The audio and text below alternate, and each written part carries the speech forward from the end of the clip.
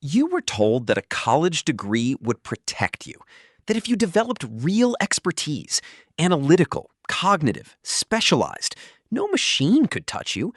The robots were coming for the factory floor, not for you. But something has changed. Right now, while most people are still debating whether AI is a threat, software is quietly absorbing the value of careers that took decades to build. Not in a way that makes headlines, not in a dramatic moment you can point to. Silently, systematically. And for the middle class, the consequences are unlike anything the digital era has ever produced. This is not a story about robots replacing assembly lines. That already happened, and the world moved on. This is a story about the invisible gap, the one being carved open right now between those who own automated systems and those whose labor those systems have learned to replace. And if you earn your income by thinking for a living, this video is about you. Let's start with what economists call the cognitive premium. For most of the 20th century, physical labor was the first target of automation. Machines took factory jobs, then logistics, then routine clerical work. Each wave was painful, but the prescription was always the same. Get more education, develop specialized skills, move up the value chain. The cognitive worker, the analyst, the accountant, the paralegal, the mid-level engineer, was supposed to be the safe destination. And for a while, that was true. Between 1980 and 2015, the wage premium for a college-educated worker grew steadily. Expertise paid, specialization paid. The more your job required deep knowledge, pattern recognition, and analytical judgment, the more the labor market rewarded you. Economists called it skill-biased technological change, technology that complemented cognitive workers rather than replacing them. That era is over. What is different about 2026 is not just that AI is smarter, it is that AI is now agentic. Systems don't just answer questions anymore. They initiate workflows, complete multi-step analytical tasks, draft legal documents, build financial models, diagnose medical images, write functional code, and synthesize research across thousands of data sources in seconds. The cognitive premium, the wage bonus that once rewarded human expertise, is being systematically captured by software that provides 90% of the analytical value at 1% of the traditional cost. Researcher Doron Asamoglu at MIT has spent years studying automation and labor markets. His finding is stark. When technology substitutes for labor rather than complementing it, wage growth decouples from productivity growth. We are in that substitution phase now. And for the first time, the workers being substituted are not on the factory floor. They are sitting at desks, staring at screens, and wondering why their last 3 job applications went unanswered. The cognitive premium is not disappearing slowly. It is collapsing. Now, look at what is happening on the other side of the ledger. Corporate profit margins in the S&P 500 hit record highs in 2024 and 2025. Companies are generating more output per employee than at any point in recorded economic history. By every traditional measure, the economy looks productive. GDP is growing, stock prices are rising, efficiency is up. But here is the question nobody in the mainstream financial press is asking clearly enough. Where is the productivity going? For most of the post-war era, when productivity went up, wages went up with it. That relationship was one of the most reliable features of the American, British, Canadian, and Australian economies. It was the engine that built the middle class.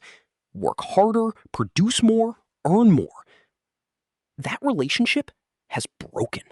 Since approximately 2015 and accelerating sharply after 2022, corporate productivity gains and middle-class wage growth have decoupled. Profits are being captured at the top of the ownership structure by shareholders, by executives, and by the companies that build and license the AI systems themselves. The efficiency gains from algorithmic automation are not flowing back down to the workers those algorithms are displacing. They are being retained as margin. Economist Heidi Shierholz at the Economic Policy Institute has documented this divergence extensively. The data shows that the top 1% share of total income has expanded in direct proportion to the rise in AI-driven productivity. This is not a coincidence. It is the logical consequence of a system where the gains from automation accrue to the owners of the tools, not to the workers the tools replace.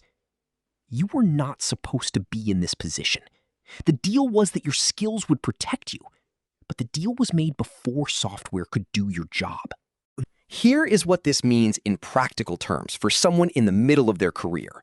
Your leverage as a professional has always come from one thing: scarcity. You had a skill that was difficult to acquire, that took time to develop, and that employers needed. That scarcity gave you negotiating power. It gave you the ability to ask for more, to change jobs, to push back. Career leverage is just another way of saying that your expertise is hard to replace. AI is destroying that scarcity. Not for every skill, not overnight, but systematically and across a wider range of roles than most people want to admit. Think about what a mid-level financial analyst actually does. They gather data, identify patterns, model scenarios, generate reports, and present insights to decision makers. 40 hours a week of cognitive labor. An agentic AI workflow today, in 2026, can execute that same analytical sequence in under an hour. The output is not perfect, but it is good enough 80% of the time. And that 80% is where the leverage used to live. The same dynamic is playing out in legal research, in content strategy, in software development, in radiological screening, in mid-level management itself. McKinsey Global Institute estimated in their most recent automation report that up to 70% of work activities in knowledge economy roles could be augmented or replaced by current generation AI tools. 70%! That is not the fringes of the job description. That is the core of the work. What remains for the human? The remaining 30%, the edge cases, the high-stakes judgment calls, the client relationships, the ethical decisions, the accountability that no software system can legally hold. The niche expert, the professional whose entire career was built on knowing one domain deeply, is being commoditized in real time. And when expertise becomes a commodity, the price drops to zero. Now, if this video is adding value to how you understand what is happening in the economy right now, take a second to like this video, share it with someone you think needs to hear it, turn on the notification bell, and subscribe to After Tax Academy, where every video is built to give you a clearer picture of how money, tax, and wealth actually work. Here is the part that most economists are still reluctant to name directly. A new economic class is forming.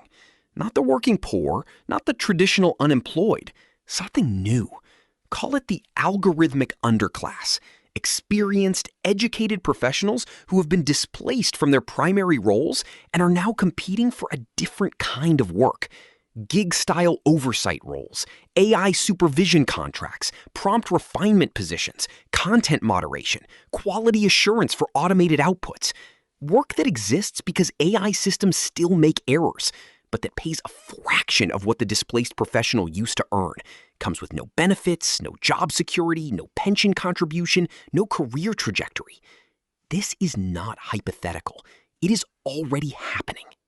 Surveys conducted by the Pew Research Center in 2024 found that nearly 1 in 4 knowledge workers in the United States had experienced a meaningful reduction in hours, role scope, or compensation tied directly to AI-driven workflow changes. 1 in 4! And that number is rising. The insidious element is that this shift is largely invisible on the macroeconomic dashboard. The official unemployment rate does not capture underemployment. It does not capture the paralegal who went from a $60,000 staff position to a 30-hour-per-week contract reviewing AI-generated briefs. It does not capture the financial modeler who now earns 40% less freelancing for the same firm that used to employ them full-time. These workers are technically employed, technically participating in the economy, but their leverage is gone, their trajectory is flat, and the gap between their income and their cost of living is widening every year.